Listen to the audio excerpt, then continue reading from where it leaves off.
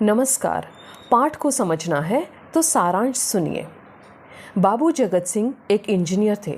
उनका एक नौकर था जिसका नाम था रसीला। उसे 10 रुपये वेतन मिलता था।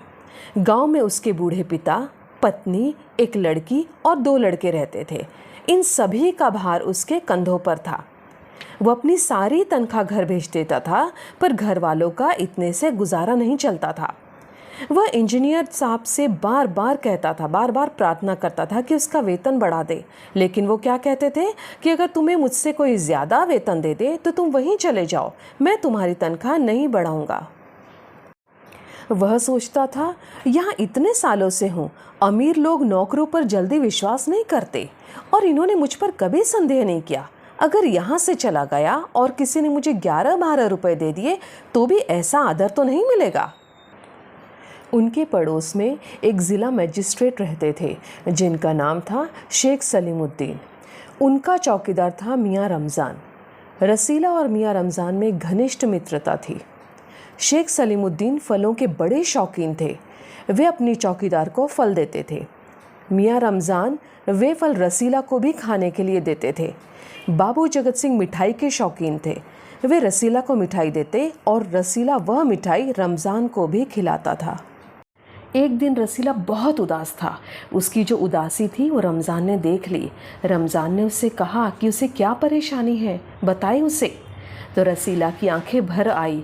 उसने कहा कि उसके बच्चे बीमार हैं और घर में पैसे नहीं हैं। उसने मालिक से पेशगी तनख्वाह भी मांगी, पर मालिक ने उसे मना कर दिया। पहले तो रमज़ान चुप हो गया, लेकिन दूसरे क्षण उसने क्या किया, रसीला को बैठने के लिए कहा और कोठरी में से कुछ रुपए लाकर रसीला को दे दिए।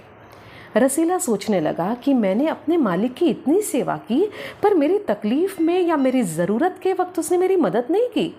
लेकिन मेरे इस गरीब दोस्त ने मेरी इस तकलीफ़ में समय आने पर मेरी मदद की।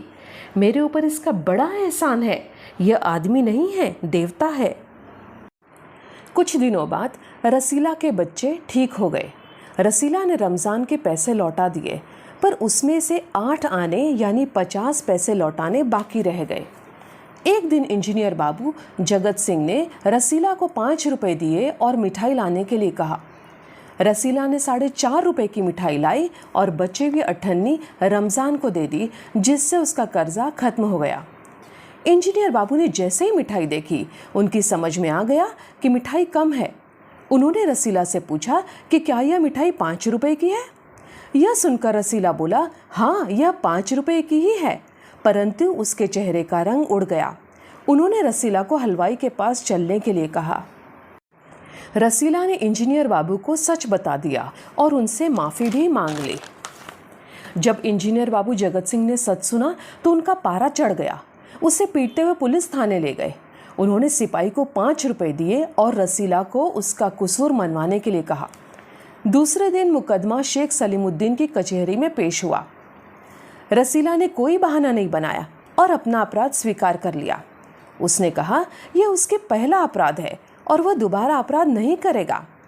मजिस्ट्रेट साहब ने रसीला को 6 महीने की सज़ा सुना दी और उसी रुमाल से मुंह पोंछा जिसमें एक दिन पहले किसी ने उन्हें 1000 रुपए दिए थे। जब रमज़ान ने फैसला सुना तो उसे बहुत क्रोध आया। वह सोचने लगा कि दुनिया में न्याय नहीं है।